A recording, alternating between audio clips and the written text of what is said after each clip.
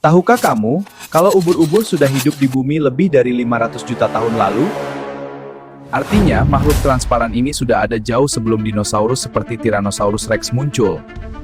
Saat daratan bahkan belum seperti sekarang, ubur-ubur sudah berenang santai di lautan purba. Yang lebih unik lagi, mereka tidak punya otak, tidak punya jantung, bahkan tidak punya tulang. Tubuhnya hampir seluruhnya terdiri dari air, tapi hebatnya mereka bisa bertahan dari berbagai perubahan zaman. Mulai dari kepunahan massal, sampai perubahan iklim ekstrem. Bayangin, makhluk yang terlihat rapuh ini ternyata adalah salah satu penyintas tertua di planet kita. Kadang yang terlihat lemah, justru yang paling kuat bertahan. Oke, sampai jumpa kembali di fakta selanjutnya.